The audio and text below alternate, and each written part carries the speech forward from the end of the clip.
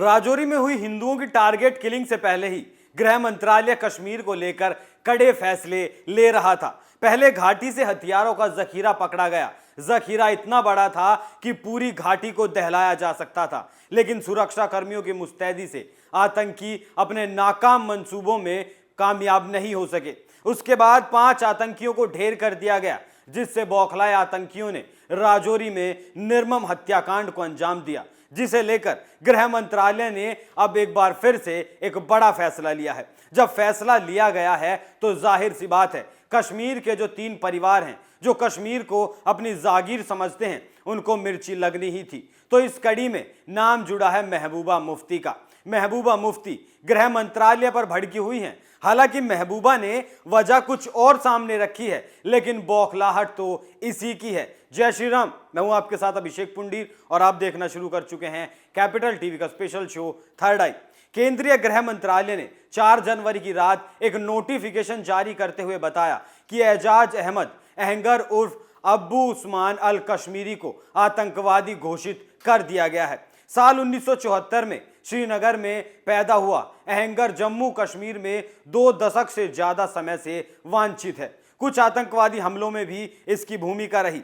केंद्र ने अहमद अहंगर उर्फ अब्बू उस्मान अल कश्मीरी को गैर कानूनी अधिनियम यूएपीए के तहत 1967 के तहत आतंकवादी घोषित किया है। गृह मंत्रालय ने जानकारी दी कि श्रीनगर में जन्मा आतंकवादी अहंगर फिलहाल अफगानिस्तान में रह रहा है और इस्लामिक स्टेट जम्मू और कश्मीर के प्रमुख भर्तीकर्ताओं में से एक है। जानकारी के मुताबिक आतंकी एजाज भारत में इस्लामिक स्टेट को फिर से शुरू करने की तैयारी में जुटा था। गृह मंत्रालय के मुताबिक वो फिलहाल अफगानिस्तान में बसा है। केंद्रीय गृह मंत्रालय ने अपने नोटिफिकेशन में कहा है कि एजाज अहमद अहंगर कश्मीर में आतंकवाद को बढ़ावा देने की दिशा में तेजी से काम कर रहा है और उसने अपने कश्मीर आधारित नेटवर्क में शामिल करने के लिए लोगों की पहचान करने की प्रक्रिया को भी शुरू कर दिया है। आतंकी अब्बू उस्मान को भारत के लिए इस्लामिक स्टेट भर्ती सेल के प्रमुख के रूप में नियुक्त किया गया था। उसने एक ऑनलाइन भारत केंद्रित ISIS प्रचार पत्रिका शुरू करने में महत्वपूर्ण भूमिका भी निभाई थी। गृह मंत्रालय की अधिसूचना में कहा गया कि गैर कानूनी गतिविधियां अधिनियम यूएपीए 1967 के तहत 4थी अनुसूची में शामिल होने के साथ एजाज अहमद को आतंकवादी घोषित होने वाला ये 49वां आतंकी है। आतंकी अहंगर साल 1996 में कश्मीर की जेल से छूटा था, तब से वो भारत से फरार है। इससे पहले गृह मंत्रालय ने अप्रैल 2022 में पाकिस्तान में बैठकर भारत के खिलाफ जहर उगलने वाला आतंकी हाफिज सईद के बेटे हाफिज तलहा शहीद को नामित आतंकवादी घोषित किया था। गृह मंत्रालय ने बयान जारी कर बताया था कि आतंकियों की भर्ती में फंड इकट्ठा करने में लश्कर-ए-तैयबा के जरिए भारत में हमले करवाने में तलहा की सक्रिय भूमिका रहती है। अब सुनिए महबूबा मुफ्ती क्या कहती हैं। पीपुल्स डेमोक्रेटिक पार्टी की अध्यक्ष महबूबा मुफ्ती ने भारतीय जनता पार्टी पर निशाना साधते हुए 4 जनवरी को कहा कि इसने अपनी छल कपट की राजनीति के जरिए गृह मंत्रालय तक को नहीं बख्शा। वो जम्मू कश्मीर के संबंध में मंत्रालय की एक रिपोर्ट पर प्रतिक्रिया दे रही थी। महबूबा ने कई ट्वीट कर कहा कि मैं स्तब्ध हूं कि बीजेपी ने छल कपट की राजनीति के जरिए गृह मंत्रालय तक को नीचा दिखाया। इस रिपोर्ट से न केवल झूठ की बू आती है, बल्कि ये सरदार वल्लभ भाई पटेल के नेतृत्व वाले एक महत्वपूर्ण विभाग को भी बदनाम करती है। महबूबा ने आगे क्या कहा, उससे पहले ये जान लेना जरूरी है कि महबूबा ने ऐसा कहा क्यों। दरअसल केंद्रीय गृह मंत्रालय ने 3 जनवरी 2023 को कहा कि जम्मू और कश्मीर को नरेंद्र मोदी सरकार के तहत पिछले 3 सालों में 56,000 करोड़ रुपए का निवेश प्राप्त हुआ है, जबकि 70 सालों में 3 परिवारों के शासन में केवल 15,000 करोड़ रुपए का निवेश यहां हुआ था।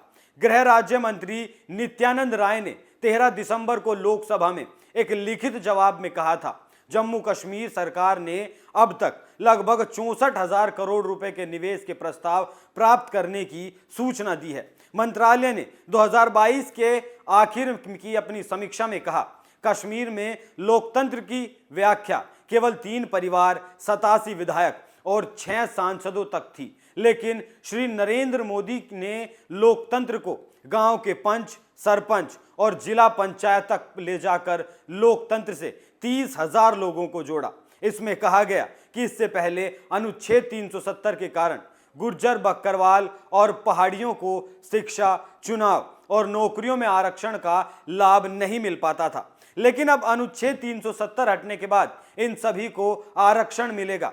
70 साल तक 3 परिवारों के शासन में जम्मू कश्मीर में केवल 15,000 करोड़ रुपए का निवेश आया और श्री नरेंद्र मोदी केवल 3 सालों में 56,000 करोड़ रुपए का निवेश यहां लेकर आए। इसमें कहा गया कि पहले जम्मू कश्मीर एक आतंकवादी गढ़ हुआ करता था और आज ये पर्यटकों का आकर्षण का केंद्र है। साथ ही कहा कि कश्मीर घाटी में पहले साल ज्यादा से ज्यादा 6 लाख पर्यटक आते थे, जबकि इस साल अब तक 22 लाख पर्यटक आए हैं और इसमें हजारों युवाओं को रोजगार मिला। मंत्रालय ने कहा जम्मू कश्मीर में 42,000 लोग आतंकवाद के चलते जान गंवा चुके हैं और दिल्ली में किसी ने पलक तक नहीं झपकाई। लेकिन अब प्रधानमंत्री नरेंद्र मोदी के नेतृत्व में आतंकवाद पर सुरक्षा बलों का पूरा नियंत्रण है। आतंकवादी घटनाओं में लगभग 54% सुरक्षा बलों की मौतों में 84% और आतंकवाद की भर्ती में लगभग 22% की कमी आई है। इसमें कहा गया कि जम्मू में प्रधानमंत्री के विकास पैकेज के तहत 80,000 करोड़ रुपए की लागत से लगभग 63 परियोजनाओं का निर्माण किया गया और 4,287 करोड़ रुपए की कीरू पनबिजली परियोजना पर भी काम चल रहा है। अब कश्मीर में इतना कुछ हो गया, विकास हो गया, इनके अलगाववाद की दुकान बंद हो गई। अब ये लोग विकास के नाम पर घोटाले नहीं कर सकते तो क्या करेंगे? कुछ तो करना पड़ेगा, तो सोचा चलो मोदी सरकार को ही घेर लेते हैं, सरकार की रिपोर्ट को ही झूठा साबित कर देते हैं। लेकिन ये टूल काम नहीं आया। महबूबा ने कहा कि आप देख सकते हैं कि पड़ोसी देश या सीरिया में क्या हुआ, जहां इस्लाम को गलत तरीके से पेश किया गया। इसी तरह भाजपा दूसरे धर्म को गलत तरीके से इस्तेमाल कर रही है। महबूबा की जबान पर आया सीरिया शब्द यह बताने के लिए काफी है कि वो कितनी बौखलाहट में है। पहली बात तो महबूबा को यह बताना चाहिए कि वो किस आधार पर इस रिपोर्ट को गलत साबित कर सकती हैं। उनके कौन से सूत्रों के हवाले से उन्हें यह खबर मिली है? निवेश होता है, उसके परिणाम दूरगामी होते हैं जो धीरे धीरे सामने आते हैं। और अगर महबूबा को लगता है कि आतंकवाद को बढ़ावा देकर वो हिंदुस्तान में सीरिया जैसे हालात पैदा कर सकती हैं, तो वो बिल्कुल गलत सोचती हैं। उन्हें अभी अलगाववाद की राह छोड़कर विकास की राह को हमराह बना लेना चाहिए, क्योंकि कश्मीर के मुद्दे पर मोदी सरकार पीछे नहीं हटने वाली।